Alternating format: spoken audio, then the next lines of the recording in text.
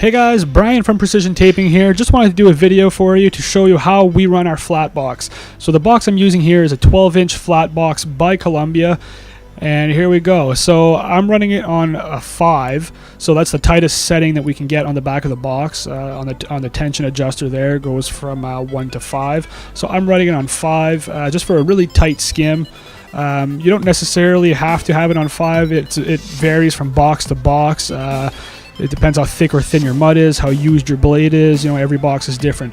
You'll see right there I just dropped the tension a little bit. So on my butt joint I opened up the box a little more just to leave a little more mud on the middle of the tape. For my first pass on a butt joint, I ran the box on either side of the tape. So that means I ran my wheel right down the middle of the tape, so I coated either side of the butt joint.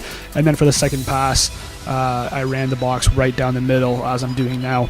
So the flats here, they get 2 coats. So we do our tape first, then we run a flat box, and you know, we'll run the first pass on the flats a little more open, maybe on a 3, and the second skim like I'm doing now, it gets a really tight coat like a 4 or a 5. Again, it depends how thick or thin your mud is. And like I just did again, I dropped the tension on the back of the box for the middle of this butt joint just to put a little more mud on there. And see, maybe there was a little too much, so I tightened the tension adjuster again, and I run it down the middle one more time. So each butt joint is different. It'll vary from butt joint to butt joint. You might have to put a little more mud on or a little less mud on. You know, if you run your box down the middle and you can see the tape is still slightly visible, open it up a little more, put a little more mud on there, and that solves that problem. And likewise, if you run your box and you can see this kind of a little bit of bubbles or some drag marks because the mud is too thick, you know, tighten it a little bit, do another pass, and you know, it'll put a tighter coat on there for you. So now I'm about to get started on the walls. I already finished that ceiling, you know, in less than a minute and a half, so it shows you how fast that is. As you can see here, I just kind of went right up to the plug as tight as I could.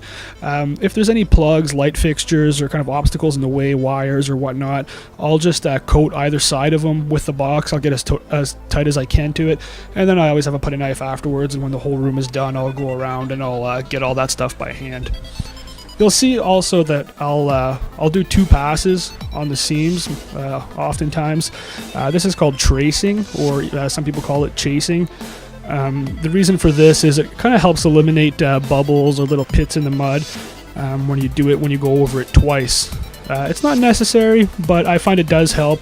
So, you know, I'll do the seam once, and then if there's little bubbles or anything, little imperfections in it, I'll run it over again a second time. So here you can see I'm going one way, I flip the box, and then I finish off that half, and then do the whole seam once again.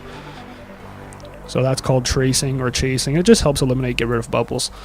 So here on the butt joint again, I drop my tension a little bit, put a little more mud on in the middle of the tape.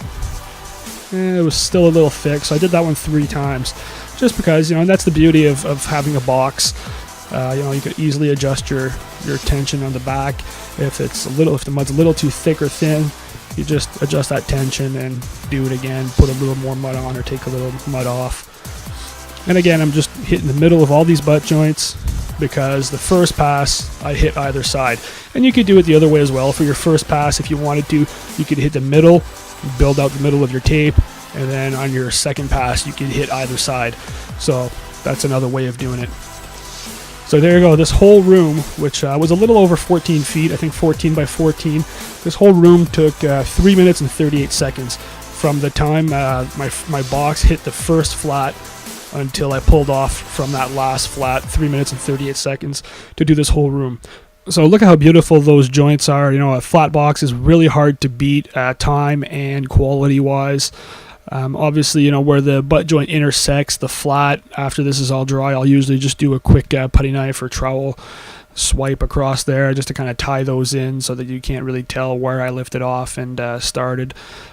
So, you know, just want to do this quick video for you guys. Shows you how good and how fast and effective a flat box is, and thanks for watching.